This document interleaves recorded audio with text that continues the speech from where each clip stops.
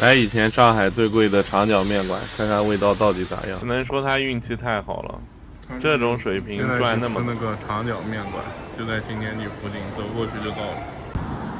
以前10年前就听说过长角面馆，那时候感觉超贵，78块一碗吧，他那个肉丝面。现在好像降价了，不知道为什么。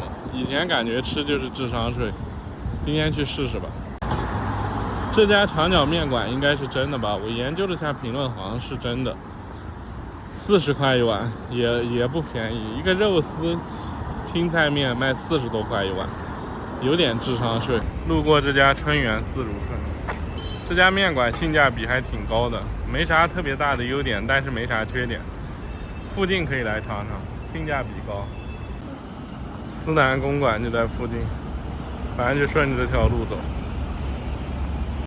终于到了，就这里吧，看看到底好不好吃。40块的青菜肉丝面，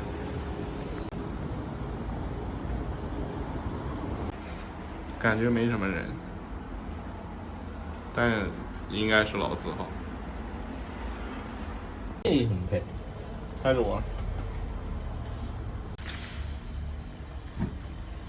你们是以前那家吧？老店吧？对呀、就那个晚上开的那家。你是他儿子吧？不是的，哦。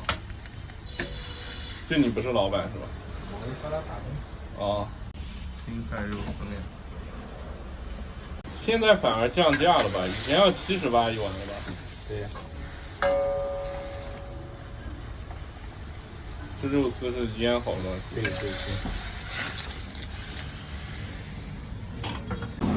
就这样煮着了。哦，这还招人啊！这可能要开店是吧？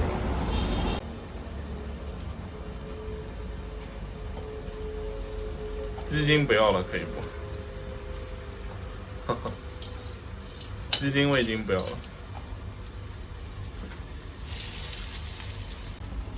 猪油是吧？猪油。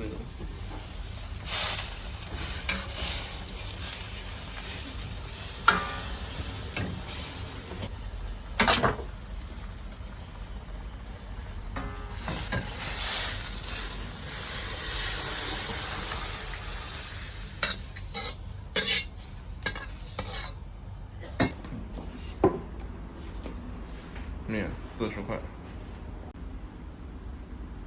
它这个肉丝是特制的吧？这好像是煮过的，尝一尝，确实有点特色。肉丝酒味比较重，味道有点咸，马马虎虎。这是煮的还是炒的？有点没吃出来。看面吧，肉丝有点太咸了，这面超级粗，怎么有点像日本的乌冬面？尝一尝。闻着一股菜汤的味道。这面条倒挺有特色的，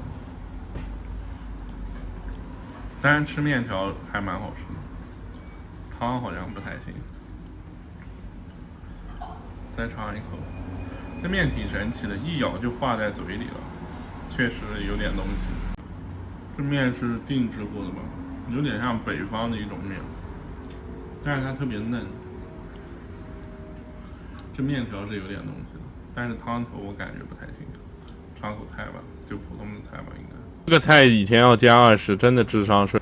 这有一个普通的菜，这种面我不知道在哪吃过，似曾相识的感觉，有点北方面疙瘩的感觉。但是吃这个面味道可以，汤不行，肉不行，菜一般，挺奇怪的。我再吃2口再说吧。哦，我吃出来，这个有点像刀削面的面，但我好久没吃刀削面了，记不清了。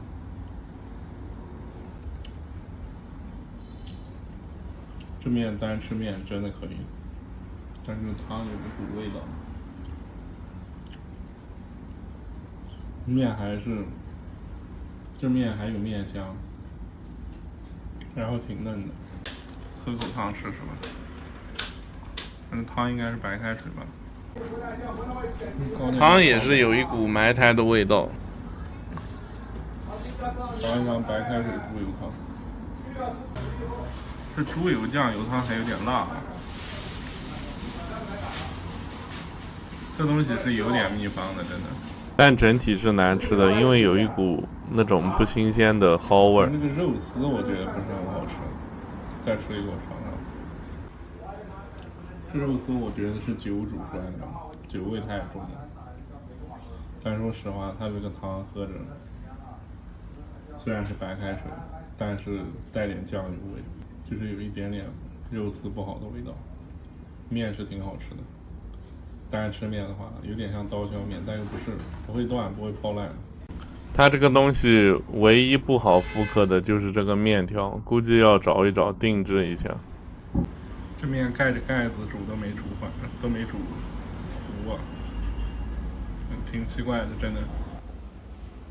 这个要不点一个酸梅汤试试？这个10块，尝一尝。上面写是什么？自己做的 ，homemade 的。这喝着确实不像酸梅汤，但有点药水味儿。再尝尝，奇怪的很。他自己做的我相信，等会儿再去说问题，等出去再说。这是啥面？手擀面吗？会不会是山西传过来的？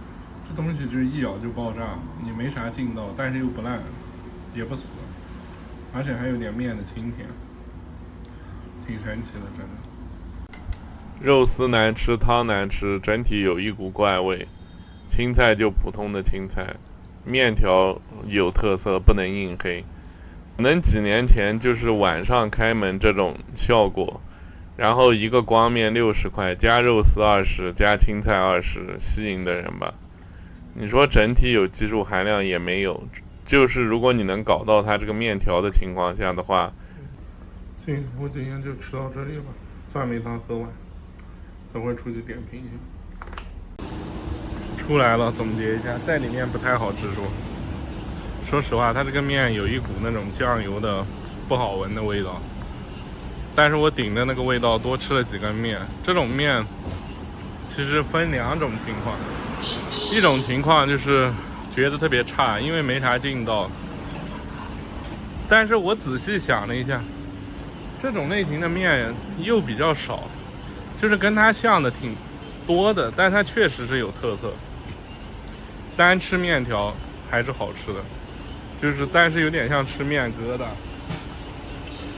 比较有像可能陕西那种吃面的感觉吧。反正它肯定是有点东西的，不然它不可能开那么多店，而且还有那么多人买单。面条有点东西，那肉完全太差了。那个肉一大股酒味，而且就像不会做菜的人做出来的。那肉确实挺难吃的，真的。青菜就普通的青菜，汤就是猪油白开水煮的，反正没啥技术含量。就那个面，它定制的，选的花了点心思吧，也有可能是他运气好，刚好遇到个这种特别的面。反正有人买单，你让我吃第2次，我肯定不会再吃。